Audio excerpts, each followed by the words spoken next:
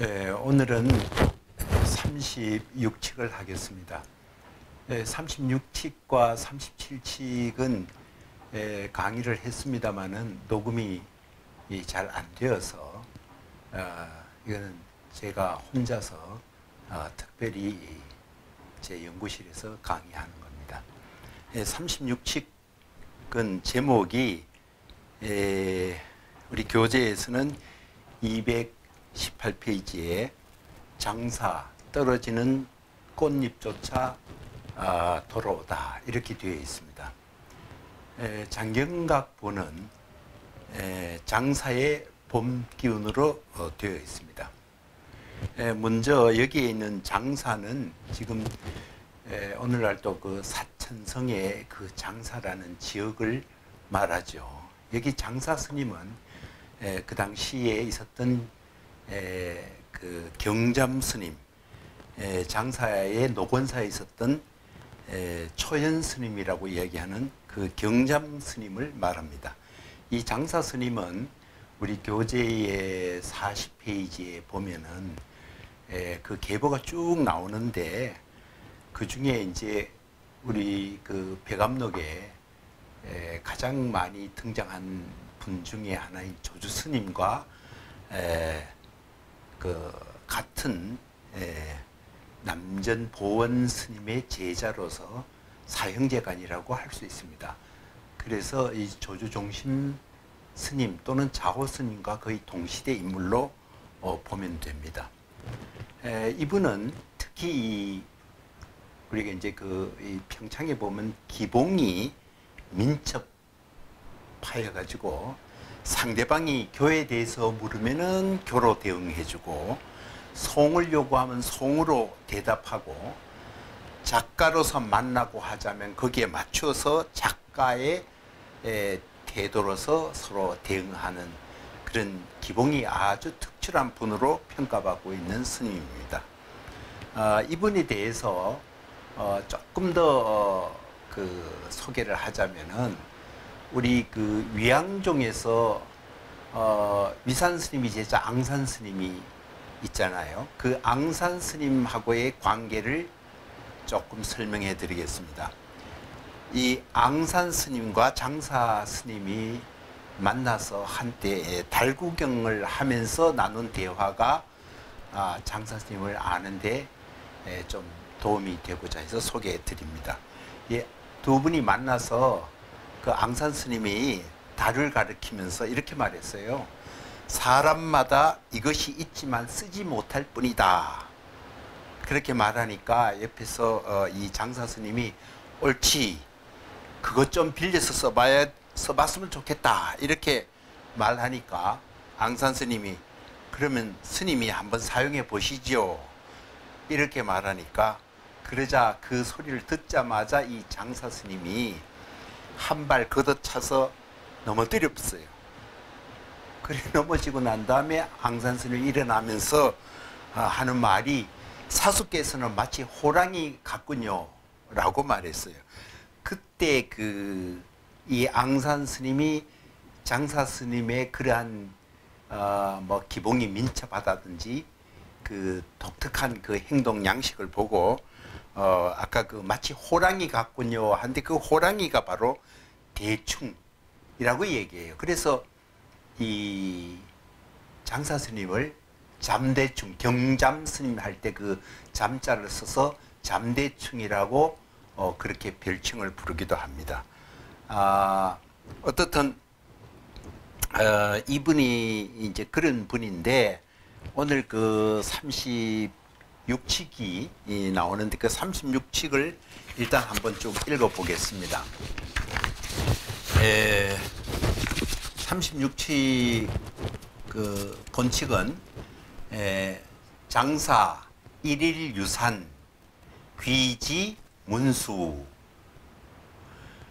장사 스님이 일일 하루는 산놀이를 갔다가 귀지 문수 절 문 앞에 이르자 수자문 화상 심화처 거래. 이 수자 스님이 그 문 앞에 있었는가 봐요. 수자 스님이 이 장사 스님을 보자마자 화상시마처 거래. 아니 스님께서는 어디를 다녀오십니까? 라고 물었습니다. 그래서 사운 유산래 이 장사 스님이 이 말씀하시기를 이제 곧 산을 유람하고 오는 길이다. 이렇게 말하니까 이 수자가 또 이렇게 말했어요. 또 시마처 거래. 어디까지 다녀오신 겁니까? 라고 물으니까 장사 스님은 이렇게 대답했어요. 사운 시수 방초거 우축 낙화해. 아주 그 식귀의 한귀절처럼 아주 멋있게 대답했어요. 풀이하면은 시 처음에는 수 따라 방초 향긋한 풀을 따라서 갔다가 그것이 시수 방초 거이죠. 그리고 지는 꽃잎 따라 돌아왔느니라 이렇게 하면 그것이 우축 축은 쫓을 축자죠. 우축 낙화회 지는 꽃잎을 쫓아 회 돌아왔다 이렇게 말을 하니까 이 수자 스님도 이 장사 스님의 그런 것을 잘 알고 있는 스님이에요. 그래서 이 수자 스님이 말하기를 대사춘의 대사는 아주 크게 닮았다 이 말이죠. 그래서 춘이 봄뜻 아주 봄날 같군요. 이렇게 응대를 했습니다. 그러니까 거기에 또 대응해서 장사 스님이 사운 야승추로 적부거 이 말은 야승 아무렴 야승은 뭐뭐보다는 낫다. 추로 가을 이슬이죠. 가을 이슬 적자는 적실 적자입니다. 부거한데 부거는 부용과 같은 말입니다. 연꽃이죠. 그래서 가을날 이슬방울이 연꽃에 맺힌 것보다야 낫지 이렇게 대답을 합니다. 요것으로 본칙은 끝났는데 뒷날 이 설두 스님이 이 본칙을 이렇게 정리를 하면서 여기에 한마디 차거를 붙였어요. 그 차거가 설두 차거운 사답화 설두 스님이 차거를 했다. 대답에 감사드립니다. 이렇게 되어 있습니다. 이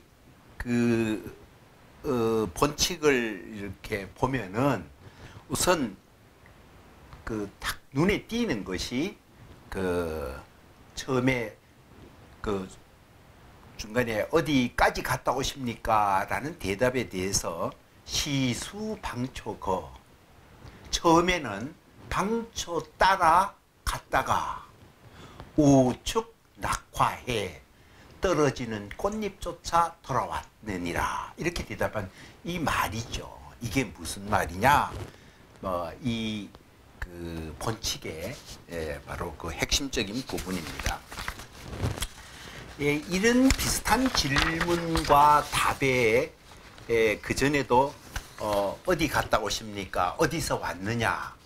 최근에 어디서 왔느냐? 이런 대답을 물음에 대해서 이 작가 선지글은 그런 대답에 휘말리자고 묻는 자의 질문 속에 항상 분별의식이 있다라는 것을 어떻게 대응하냐 여러 가지 방식이 있습니다. 오늘은 이 장사 스님 또한 이런 질문 자체에 들어있는 분별적 의식에 대해서 어떻게 대응하는가 그 점에서 이분의 대응이 떨어져 처음에는 향긋한 풀향기 따라갔다가 나중에는 떨어지는 낙엽 따라 돌아왔다 이런 말로서 이제 대응한 거죠.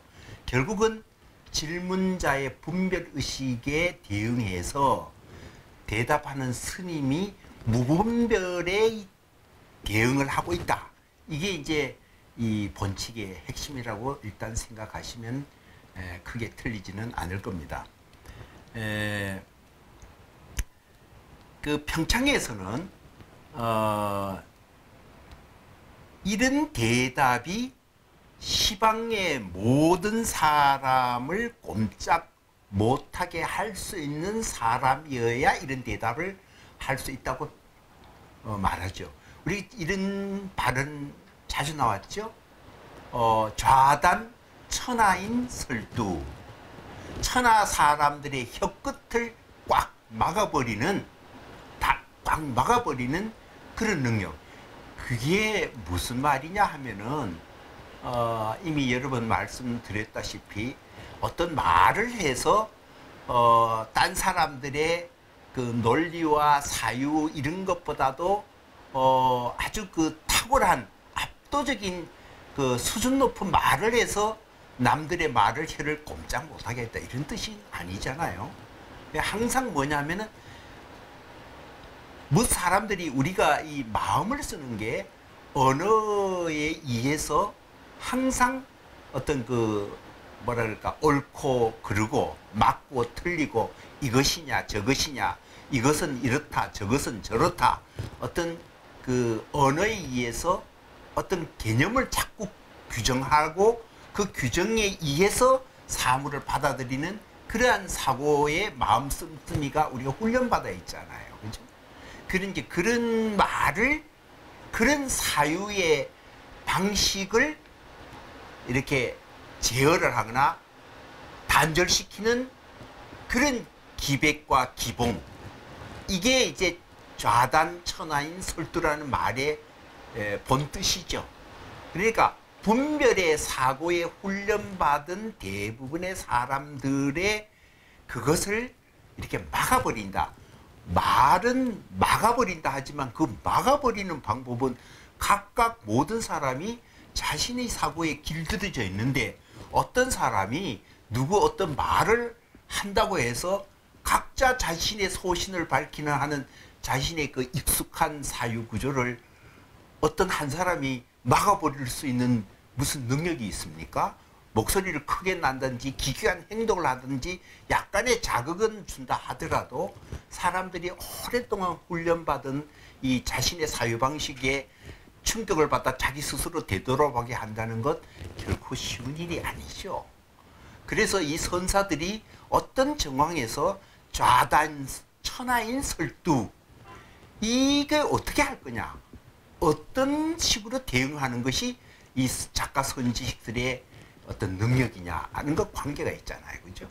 그러니까 어떨 때는 진짜 그 상황에서 아주 충격적 요법으로 할 수 있고, 그 물음의 흐름을 타는 가운데 상대의 마음을 열어두면서 알게 모르게 스며들게 해서 그 마음이 분별의, 스스로 질문자가 분별의 사고를 스스로 그런 거구나, 내가 이 분별의 사고를 더 이상 지속할 수 없겠구나 라는 어떤 계기와 어떤 충분한 어떤 그 뭐라 그럴까요, 스며들 수 하는 그 능력이 사실은 작가 선지식인들의 그 능력이죠. 그걸 우리는 기본이 뛰어나다 이런 말로 보통 말합니다.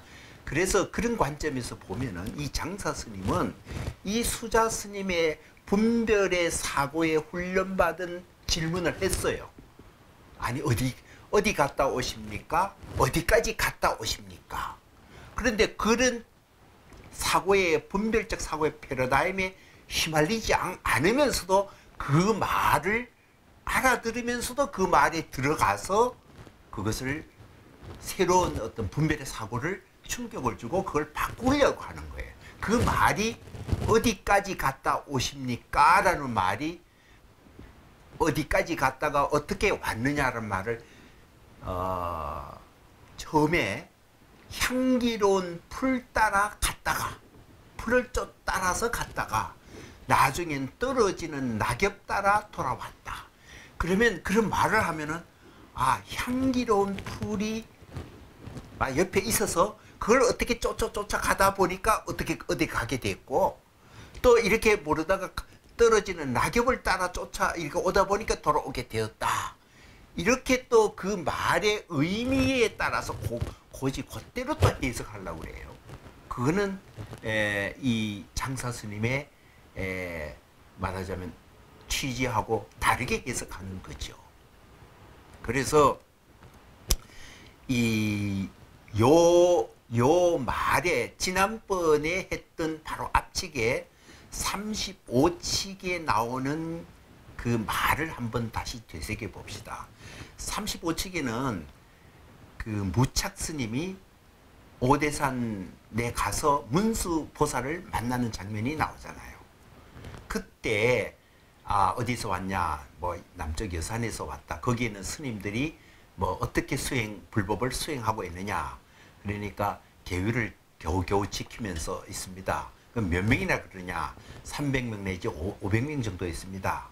그런 대답을 쭉 하고 난 다음에 거꾸로 이제 그 무착 스님이 문수보살에게 묻잖아요. 그 여기서는 어떻게 지킵니까? 그때 문수보살이 이렇게 대답합니다. 범성이 동거하고, 범성이 동거한다는 말 쓰잖아요. 범인과 성인이라는 게 함께 있고, 범성 동거라는 말을 이렇게 쓸 때, 이렇게 어디에 가서 묻는다라는 건 내인데는 이 수행하는 승려들과 이 성인이 된 부처의 경계가 없다라는 말이 똑같이 그 덧붙어서 용사가 잡거한다는 말을 또 한 번 더 붙이죠. 그런 구분관념이 없다. 이렇게 말하고, 그럼 몇 명이나 그렇습니까? 하니까 전삼삼, 후삼삼 이렇게 대답을 한다 그랬잖아요. 그런데 그때 제가 그 말씀드리는 내용 중에 이 평창에 보면은 앞에 것은 말하자면은 우리의 사고가 분별의 사고에 길들여져 있는 그 분별의 사고라는 울타리를 무너뜨리는 것, 그것을 평창에서는 얕게 쏜 화살이다 이렇게 말했어요. 그리고 두 번째, 그러면 몇 사람일까 할 때 전삼삼, 후삼삼 이렇게 말을 했잖아요. 그것은 단순히 자기를 옥죄이고 있던 분별의 울타리를 넘어뜨렸을 뿐만 아니라 오히려 그 언어에 걸리지 않는 마음을 냈으면 이제는 언어를 오히려 부리는 마음이 있잖아. 언어를 부리는 것. 그러니까 오히려 그 장막 넘어서 경계 없는 들판에 마음껏 뛰어넘는 진정한 놀이하는 것. 경계가 없어요. 언어라는 절벽에 가두어서 전전긍긍하고 언어를 적대시하고 언어를 내가 어떻게 뛰어넘을까라는 사고를 하게 되면은 이미 그것조차도 분별의 사고예요. 그러니까 분별의 사고를 넘은 진정한 모습은 언어조차도 언어를 분별을 유도하는 아주 문제 있는 그런 우리 마음부림의 수단이라는 경계의식조차도 완전히 없어요. 언어를 사용하면서도 언어에 얽매이지 않는 마음가짐이죠. 그게 전삼삼, 후삼삼, 깊이 쏜 화살이라고 말했어요. 자, 그런 각도에서 보면은 이 장사 스님의 처음에는 향기로운 풀 따라 갔다가 나중에는 떨어지는 낙엽 따라 돌아왔다라는 그 말이 이 두 가지를 한꺼번에 묶은 말과 같은 거예요. 그러니까 단순히 그 향기로운 풀 따라 갔다라는 게 아니라 그때 그 자신에게 마주한 상황에 언제나 그 순간에 자유로운 마음을 부려서 여기를 가든 저리 가든 내 마음은 깨달음의 마음, 내가 지금 살아있다는 느낌의 마음, 의식이 지금 빛나고 있다는 이런 말을 이렇게 언어가 집착을 유도하고 분별을 유도하는 것을 오히려 넘어서는 자유로운 마음의 발로로서 언어를 이렇게 시적으로 사용한 거라고 보면은 이 본칙의 뜻에 맞지 않느냐 하는 제 생각입니다. 우리가 이제 이런 그 장사 스님의 이런 그 태도를 보면은 장사 스님은 그 뭐라 그럴까요? 비유를 하면은 제가 이 벼감독 하기 전에 장자를 했지 않습니까? 그 장자의 가르침이 물론 일식의 그 주제가 우리 인생이라는 것은 놀이하는 일종의 게임이다. 그게 소요유라고 그랬잖아요. 소요라는 거는 거리칠 없다고, 누자는 여기에 유산. 언제나 우리는 놀이하는 마음으로 인생을 살아가야 된다. 그 유를 얘기했어요. 그런 것을 쭉 설명을 하다가 나중에 이제 그게 인간의 세상으로 나왔을 때 인간세에 어떻게 살아야 하느냐 말을 이렇게 하면서 이런 표현이 나와요. 승물이 유심. 그 승은 탈승자입니다. 물은 사물이지만 사실은 자기에게 맞닥뜨리는 여러 가지 사건과 사물 다 포함하지요. 내가 마주선 나의 주변의 상황, 그게 물이에요. 그러면 나인데에 주어진 그 상황을 타고 승물이 유심, 마음을 놀이해야 된다 하는 게, 인생도 그렇게 살아가야 된다. 인간 세상에 사람을 만나면은 내가 자유롭다 하더라도, 내 마음이 다치지 않는다고 무장을 하더라도 타인과 만나서 하다 보면 대화를 하게 되고, 타인의 취향과 태도와 타인이 나에게 요구하는 자기 나름대로의 그 상황에 부닥칠 수밖에 없어요. 그러니까 상대가 말을 하면 그 말의 일반적 의미를 따라서 나도 똑같은 의미에 따라서 말을 해야 되다 보면 나도 어느덧 그 말에 휘말려서 다시 분별의 사고에 빠질 수밖에 없잖아요. 그럴 때 어떻게 해야 되냐? 이제 이 인간세에서 승물이 유심이라는 말을 쓰잖아요. 그 말에 즉각 그때 아무리 서로 주고받는 말이라도 그 분별의 구조에 빠져들지 말고 그것을 놀이하는 하나의 수단으로, 그 상황을 놀이의 수단으로 타고 놀아라. 그게 승물이 유심이잖아요. 그러면 여기에 이제 장사 스님도 그와 같다라고 볼 수 있습니다. 그러니까 수자가 이렇게 물은데 어디 갔다 왔습니까?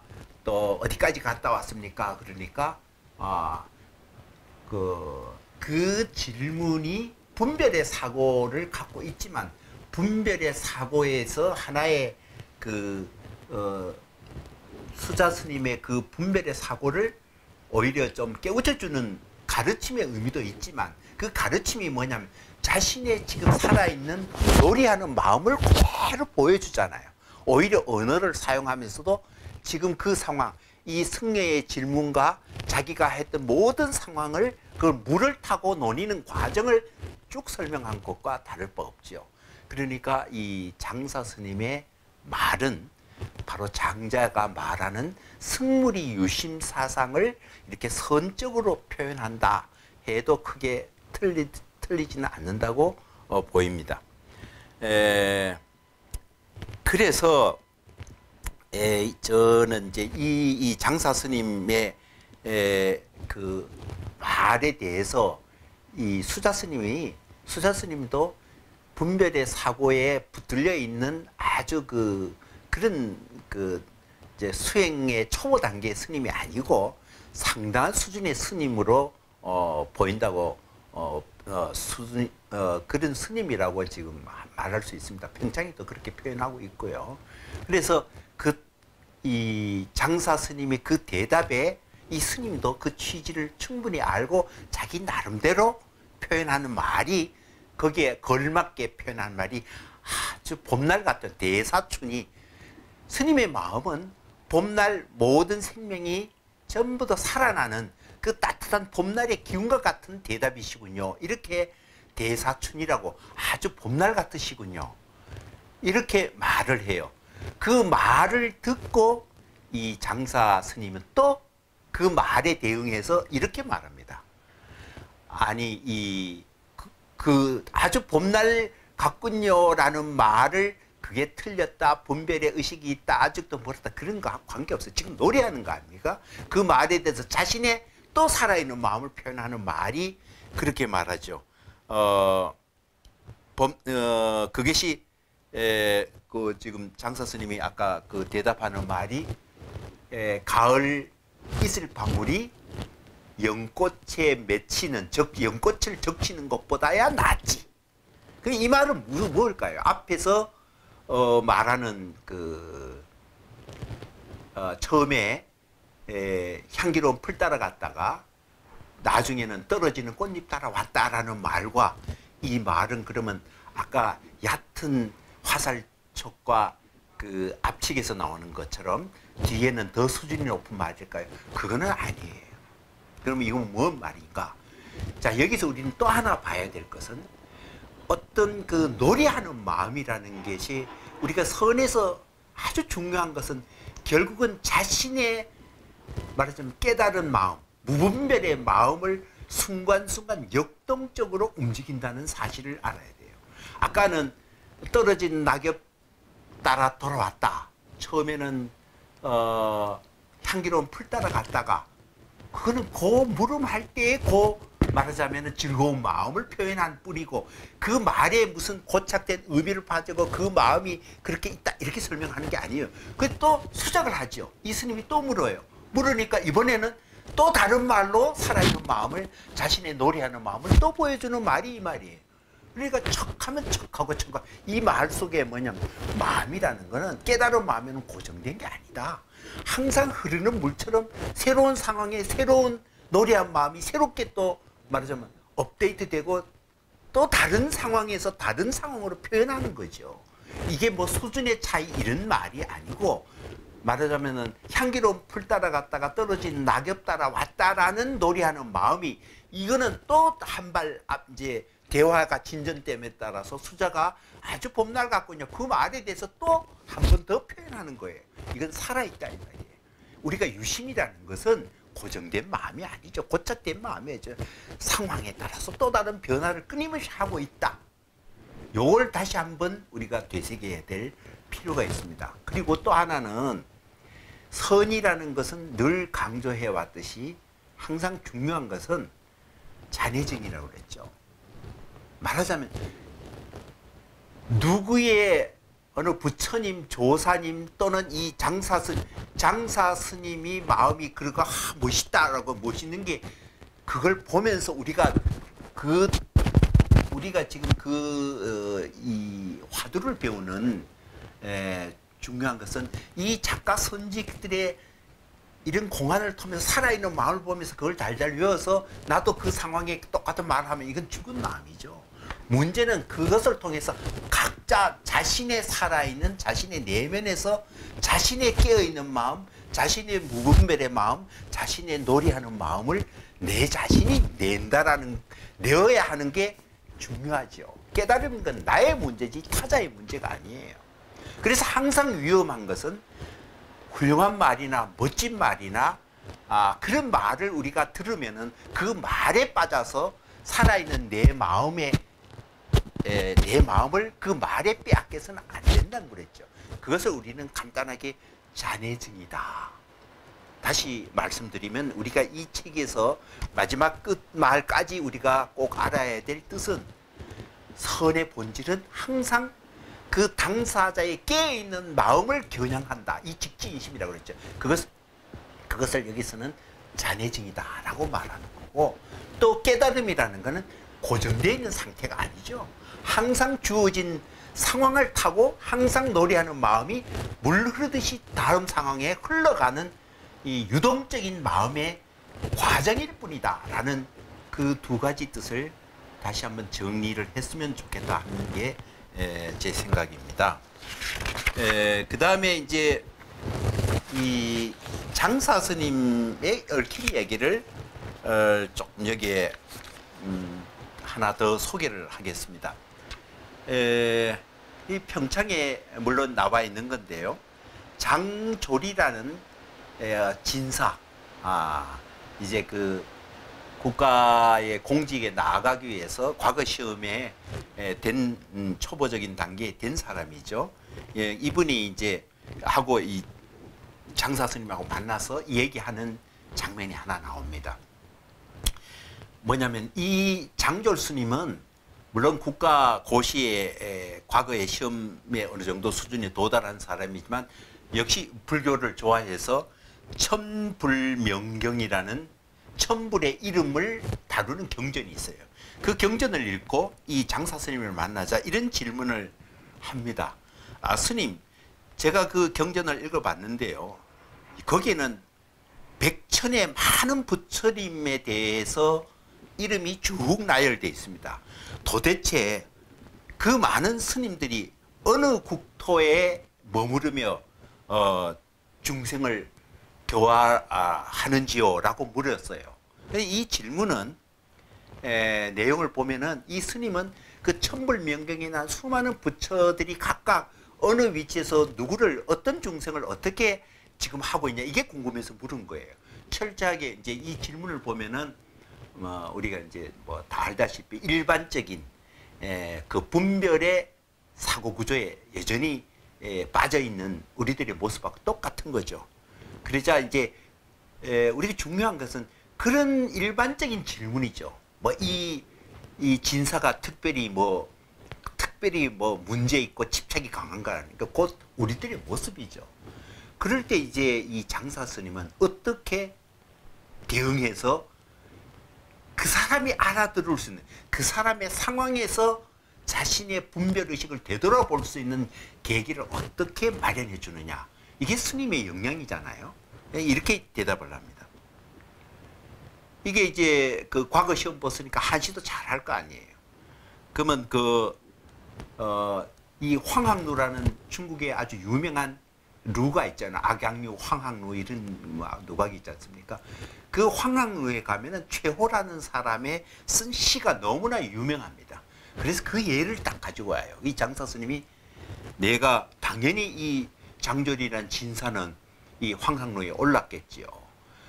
거기서 황학루에 관한 시를 네가 당연히 봤는데, 그렇게 이제 장사 스님이 이렇게 최호가 쓴 황학루를 쓴 이후에 그때는 황학루에 관한 시를 써본 적이 있는가? 그 문제는 황학루의 최호가 쓴 그 시가 너무 멋있다 사람이 감탄을 하지만 정작 자신은 없잖아요.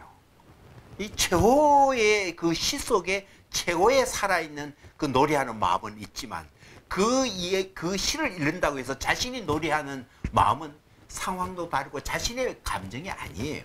그래서 최호가 쓰는 황학루가 너무 훌륭하다고 그래서 사람들이 압도돼 가지고 함부로 그보다 더 뛰어난 시를 안 쓰려고 그러잖아요. 그래서 이 장사 스님은 최호가 쓴 황학루 시를 쓴 이후에 너는 그 황학루에 간 시를 써본 일이 있는가? 이렇게 질문을 해요. 그러니까 아직 써보지 못했습니다. 그러니까 한가할 때 시 한 편 써보게. 그러면 좋겠다. 이거죠. 이게 바로 아까 말하는 이 장사 스님이 우리가 분별의식에 사로잡힌 우리 보통인들을 만나서 그 사람 상황에 맞는 가장 적절한, 그러니까 잔해증, 이 깨우침이라는 건 자신의 문제다라는 걸 이렇게 깨우쳐주는 그런 그 기봉, 그 기봉이 굉장히 뛰어나다고 그랬잖아요. 그런 이 일화가 있습니다. 그런데 이런 가르침에 대해서 이 평창에는 또 어떻게 평가하냐면은 이분이 누구를 만나도 이렇게 가르칠 때 보면 그 가르침이 거기에는 한문으로 이렇게 표현되고 있습니다. 구슬주자서가 주회옥전. 그러니까 구슬과 옥이 덜덜덜덜 그러듯이 그렇게 한다. 그런데 이 표현이 저는 참 재밌어요. 왜냐하면 우리가 뭔가 그냥 유리 구슬을 그렇게 놀이할 때 그 뚫뚫 그러면 그냥 무심하게 보잖아요. 근데 그게 만약 보석이라고 생각해 보세요. 보석이라고 생각하면은 그 구슬이 보석이 그러면 특별히 우리가 누가 뛰어났다 그러면은 우리에게 관심도가 더 높아요. 그냥 돌이 구른다 하는 거하고 옥이 구른다 하고 다르잖아요. 보석이 구른 거. 그러니까 이분이 한번 이야기할 때 그 상황을 집중시켜서 관심을 유발해서 사람들의 눈에 띄게 관심을 집중할 수 있는 능력이 굉장히 뛰어나다 이 말이에요. 그게 사실은 굉장히 중요하죠. 그러니까 어떤 상황이라도 우리 장자의 아까 승물이 유심이라는 말을 우리가 사용했습니다마는 물을 타고 논다 할 때 그 물이 자기의 주어진 상황이에요. 거기에 꼭 보석과 구슬이 있는 게 아니고 무엇을 들어도 구슬과 보석이 되는 것처럼 만들 수 있는 능력이 중요하지요. 그러니까 이분의 기본이 뛰어난 가르침은 어떤 상황에도 진주와 이 보석과 구슬이 구르듯 그 상황에 적확하게 관심을 집중시키고 새로운 의미를 구성하는 이런 능력이 굉장히 탁월했다. 이렇게 이제 말씀드릴 수 있습니다.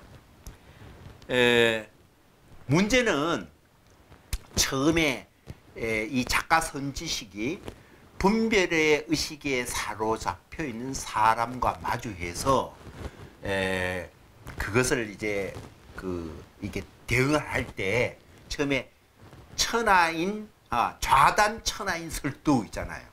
그러니까 사람들이 그러면서 옥구슬 구르듯이 하는 거. 그러니까 관심을 집중시키면서 스스로를 자각할 수 있는 계기를 아까 황학루 얘기했잖아요. 황학루 최호가 쓴 게 너무나 뛰어나니까 사람들이 황학루 시를 쓸 생각을 안 하는 거예요. 진짜 중요한 거는 누구하고 비교해서 자신이 못하다 그 관심을 받는다 이런 게 아니고 자신의 마음을 내어가고 자신의 마음에 살아있는 마음을 내는 자체가 굉장히 중요하잖아요.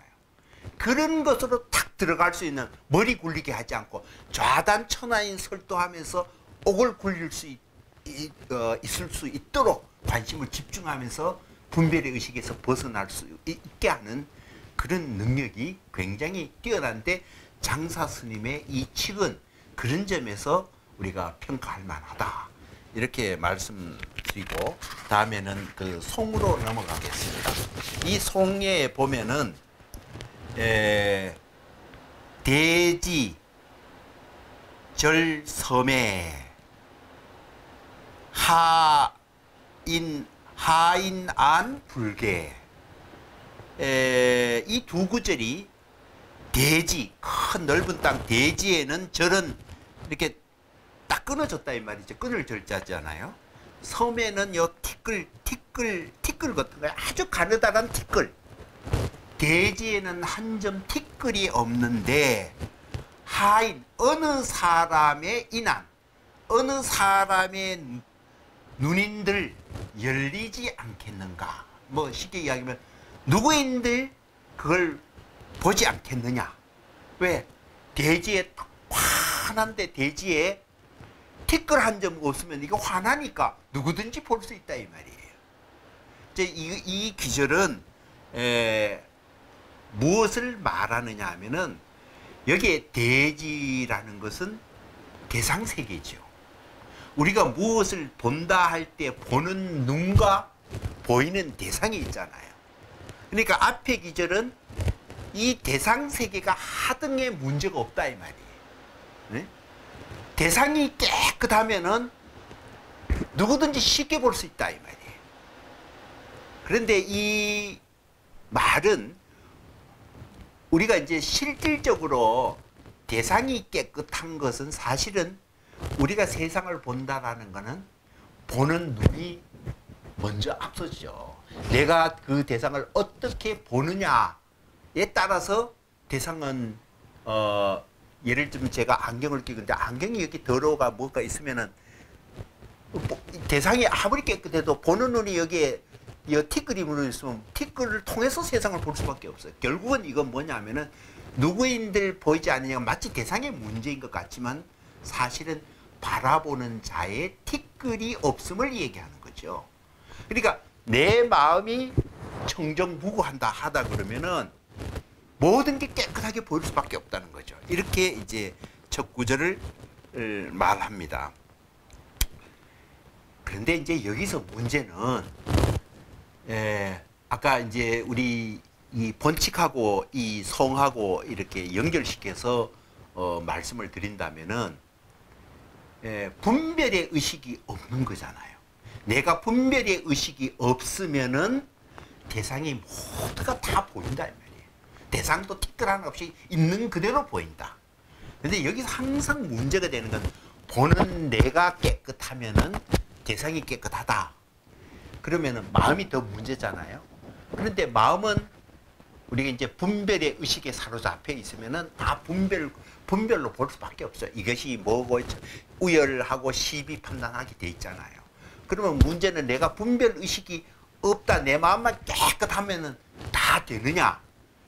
여기에 문제가 하나 있어요. 왜냐하면은 내 마음이 청정하다고 생각을 하는 순간에 내 마음의 우월성을 더 얘기하게 돼요. 그거를 우리는 승묘경계다. 내 마음이 깨끗하면 세상이 다 깨끗해. 그런데 그렇게 말이 맞는 듯 하지만 문제는 내 마음의 청정이라는 생각에 사로잡혀 있는 것이 바로 경계해야 될 문턱이에요. 굉장히 중요한 그 말입니다. 그러니까 내가 아르말이라는 의식을 없애는 순간에 내가 우월한 내 마음의 청정이라는 우월의식에 사로잡힐 위험이 또 동시에 존재하게 된다. 그런 말씀을 여기서 좀 얘기하고 다음 구절로 넘어가겠습니다. 다음 구절은 보면은 본칙에 나온 말을 다시 한번 쓰는 거예요. 시수방초거 우축낙화해. 처음에는 향기로운 풀 따라 갔다가 또 떨어지는 낙엽 따라 돌아왔다. 요 말이 요것을 앞에서 송에서는 대지절섬의 하인안불계 이런 말을 할 수 있는 경계가 바로 대지절섬회하고 하인안불계라는 말이에요. 이 거꾸로 얘기를 했죠. 이거를 그러니까 이 내 마음의 승묘경계, 내가 내 마음이 깨끗하고 티끌이 없다라고 하면 있는 그대로 보인다. 산은 산이요 물은 물이다. 이런 경계까지 나와서 보이면은 나의 일거수일투족이, 다시 말하면 내가 향기를 맡고 떨어진 낙엽을 보는 자체가, 그걸 자체가 뭘 의미가 있는 게 아니고 내가 그때그때 내 감각에 살아있는 내 일거수일투족이 모두 이건 뭐냐면 나의 의식이 그렇게 난 지금 놀이하고 있어 라는 의식 자체도 없어지는 거예요.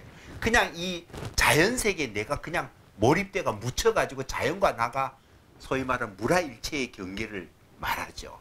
아까 승묘 경계가 없다는 것은 이 자연을 보는 나의 눈이 중요하고 나아가 내가 청정하니까 내가 자연보다도 내 마음의 청정성을 앞세우잖아요. 이런 것 자체가 없는 거예요. 그냥 내가 보고 듣고 감각하는 자체가 다 이 말하자면 내 마음이 우주 안에 약간 그 안기는 거예요. 그러니까 내 행동의 일거수일투족이 다 말하자면 이 자연의 춤사위고 우주의 놀이마당이에요. 그런 관점이라고 보면 됩니다. 자, 거기에서 이제 이 설도 스님이 이 송을 쓰잖아요. 그 앞에는 이 본칙에 나오는 장사 스님의 이 귀절을 쓰고 그 경계를 앞에 첫 귀절에 대지절섬에 쓰고 그 다음에 그 하인안불계 하고 이렇게 얘기를 정리를 했다면 그 다음에는 뭐예요? 이 송을 하는 자신의 마음을 내어주는 그게 이제 마지막 구절이에요. 그 마지막 구절에 보면은